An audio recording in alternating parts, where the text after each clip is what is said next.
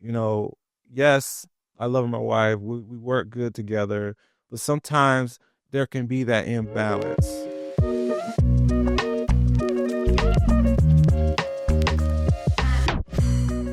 Hi, my name is Priscilla Grant. I'm a serial entrepreneur, a wife, a mother, and a new grandmother.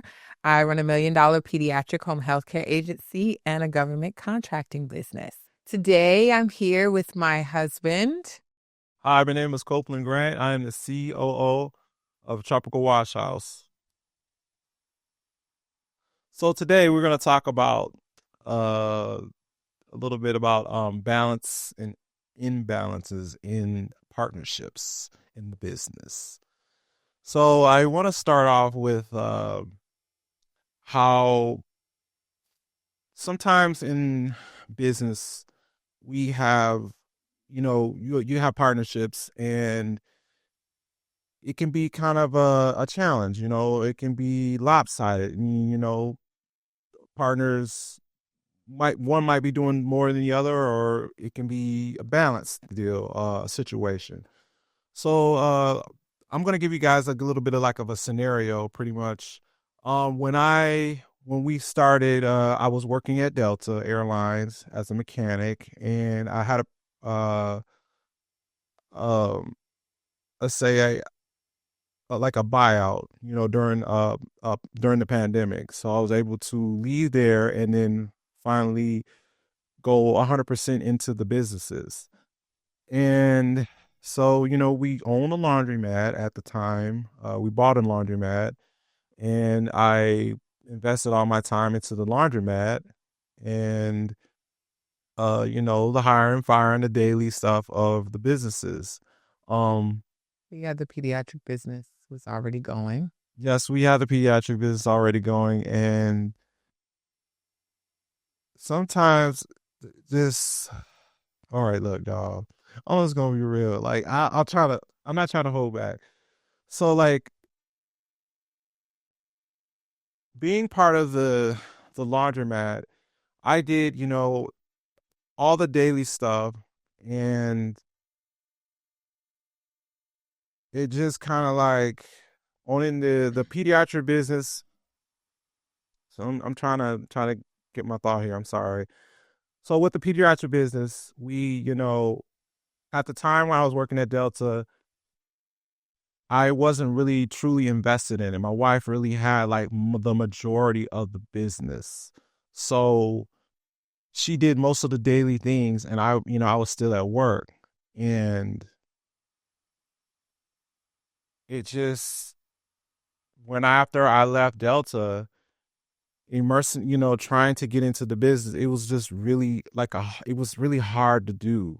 Um, and trying to find that balance. Because she was already doing most of the things in the pediatric business. It was just, it just made things kind of like lopsided. So, let's say like she had all the, the payroll, the employees, the clients, and then I'm like standing around like, what do you do? And it just didn't work out. So um So how are you feeling now? how do I feel now? As far as the Well, now I feel, we moved out of the space of we finally sold the laundromat.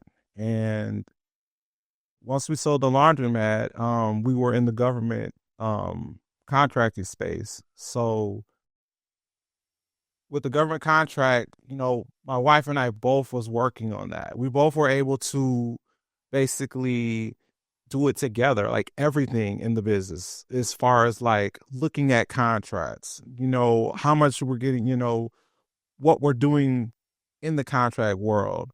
Um, but you didn't want to sell the laundromat. I didn't, and again, emotionally, I was, like tied to it, kind of, because it was just like something like, because after the Delta thing, I just kind of like that was my next thing. I kind of like gravitated towards that too. We'd I don't know, we'd argue about you being at the laundromat all day. I felt like you were working in the laundromat. And I Well, at was. least, yeah. It was. I'm gonna be honest with you. I was. It was like the next job, like and I was just used to that, Yeah. and it was just like I just was trying to find something that filled that the void that I had inside me, Work. because it was work. But then you made a statement. And he was like, "Well, babe, you're working in the job. It's just like you're working. You just found something else to replace your job." And I thought about that. I was like, man, like, But she's right to say that you're a hands-on worker. I was. Like I'll sit behind a computer all day. And they will. That's not you. Like I've sat behind, I've sat at my desk sometimes for 10 hours and not eaten and not have anything to drink and actually, had a back issue because of it. But you have to be hands on. You like fixing things. You like touching things. Mm-hmm. And you almost felt like that was being taken away from you when we sold the laundromat. Because I was still in that work phase, and I haven't grown out of that. Okay. And my biggest thing, like, that, I want you guys to take away from this is the partnership. Yes, I love my wife. We work good together, but sometimes there can be that imbalance where one partner might be good at finances. One partner might be good at the operation or the managerial part of it, but trying to find that balance where those things could mesh. The problem with us when we started this is that my wife had the more on hands things with the pediatric business.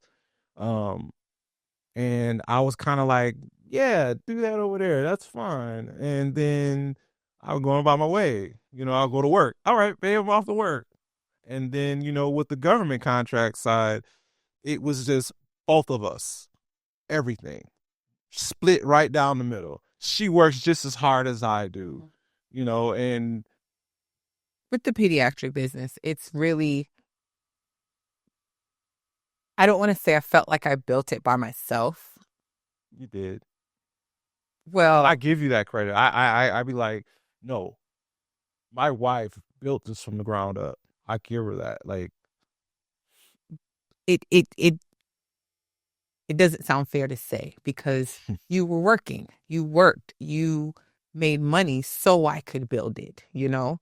But as far as the hands-on work, the getting the clients, the putting everything together, the audits, the all that groundwork I had to do because you weren't there to do it. Now, granted, when you got off work, it was, hey, what do you need help with? What can I do? But sometimes I didn't know how to explain to you what I needed help with. and I Or and like I find that like sometimes that's like now, like, I find that, I don't want to say it's a problem, but like it's just, it's like hard to, like, it's almost like double dutch. Like when do I come in and when, like, take on like certain responsibilities, because I've been a worker, so I've never really had those type of roles, but I'm learning that sometimes you got to take initiative. But then on the flip side of that, the partner has to also relinquish some of I do. those. And Yeah. that's a big issue for me. And it's hard for me to, one, you know, I don't want to say give up control. Maybe that is the response. Give up control of things. I need the help and I want your help, but in order to get your help, I have to teach you everything that's in my head. And because I haven't developed those processes or those strategies yet, I just have them in my brain. I haven't done a good job of leaving a manual or leaving Well, it's like a system. to bring somebody in to help me. And there's been times when I've tried to hire people to help me, and I'll sit down and I'll show them what I do, or I'll try to create my own manual, and then they leave. So now I got to start all over again. Um, with you, I know you're going to be there. I know you're going to help me. It's just, I don't know what that pull is. When it comes to our marriage, Mm-hmm. you're spot on. You know, I don't know. I can go somewhere and we're on a trip and you're like, "Hey babe, I grabbed your fuzzy socks before we left the house because I know you were going to need them." And I'm like, "Oh my God." When it comes to the business, it's like my mind's not like that. Like it's just so foreign to me. It's just like, man, it's like me being in another land and trying to learn another language. That's literally how it feels. I've watched you learn things. I watched you. Yes. We renovated our bathroom and you took out the tile. You learned how to do the grout. You watched a YouTube video on how to do all those things. Well, So I I'm just like, when you come to me and you're like, well, I don't know how to do that stuff. no, like honestly, it's really just I'm gonna just be 100 with you. Like sometimes, like I put things on you that I should be taking over. That's just my honesty, and it's just it's laziness. It's me not coming like I should be hitting. And I tell you that. I'll be like like just being honest with you. And we're like, I say, babe, like I need to work on that. You know what I mean? Yeah. And I don't want to say I'm lazy though. I'm just saying it's just You're not lazy it's just like I'm not. at all. I sometimes like I would think it's well, this is stuff that doesn't interest him. He's not, you know, as interested in it. Mhm. So I pull back and say, well, I'll handle it. Right. Um, because I sometimes feel like the things you're interested in, you'll go all in. Like you'll do all the research, you'll look up the books, you'll look up the videos, you'll teach me something that I didn't know about it. And you're super smart and really intelligent. And then it'll come to business and you'll be like, well, I don't know how to do that. Like I'm not good with computers or I'm not good with that stuff. And I'm just like, okay, that is such an experience. Right, I know, but okay. So now, how now? How about now? What No, like it's tell me different. what's the difference then and now? So now Have I grown yes, at least some? yes, Like you are taking more initiative. You are working on things, and I'm still not. I'm still holding back when it comes to the business, right, and I don't but it's not know all why. both the businesses. It's No, just just the pediatric pediatric business, business. and Mhm. sometimes when you'll say babe, when I hold back, it's for a reason, and so that's why I don't press you about it no more because for all I know, I feel like women have this intuition, and I've seen it in most women, and I know I don't want to offend no one, but like from my experiences, most of the times that most women that I've seen, mother, aunts, Yeah. you, my lovely wife, you held back, and it was like, man, we just missed the whole bullet here. Like she did that, she was spot on. I think in a way, I've in some small part disconnected from the business as well because I'm Mhm. overwhelmed Right. because I don't have help and I can't do the stuff in the business that I have in my mind. Like I came into the business like I want to, I want to take care of these nurses in a way that most jobs don't. I want to have parties for them. I want to recognize their birthday. I want to throw an event for Nurses Weekend. I want to do things for my clients. And I can't do that because I'm doing all the other stuff. I can't turn this business into a opportunity to show nurses how to run their own business and things like that. I can't build the franchise I want to build because I just had, you know, a nurse that took medicine from a client, or I just had a client that quit and went to another agency, or a nurse that's not showing up for work today, or Mhm. just or, things they email me, I got an audit next week. It's always something. And I haven't built those systems and those processes to manage any of it. Yeah, baby. I'm sorry. Like I really I'm working. I'm trying to get and I know we're going to get some systems put in place. Yeah. So it can flow better. Yeah. And that's one of the reasons why we trying to do this podcast. To inform people that it's not a perfect. It's not always perfect. Like this, and this ups and downs, there's imbalances, and you gotta come together and try to figure it out and make it work. Yeah, Mesh it together. It's successful chaos. The business makes money, but I mean, if you peel back that curtain, like there's just people running around and there's things flying around the room. The fire.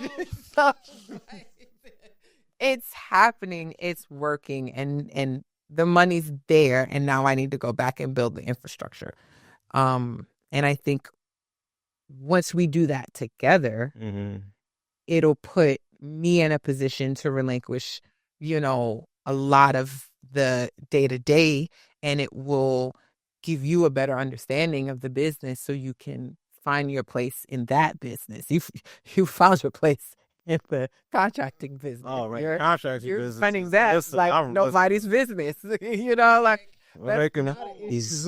a move. But I think, I get that there is some hesitation or insecurity when it comes to the pediatric business because it was started without you almost. Yeah, I'm very I don't say very, but I am insecure when it comes to the pediatric business. Yeah. It's a beast, and you got it wrangled to a degree. Bro, I mean, you got you got it wrangled, but sometimes it kind of get away, and I'll just be like, you know what? This ain't my type of party. I don't want nothing to do with this. Yeah.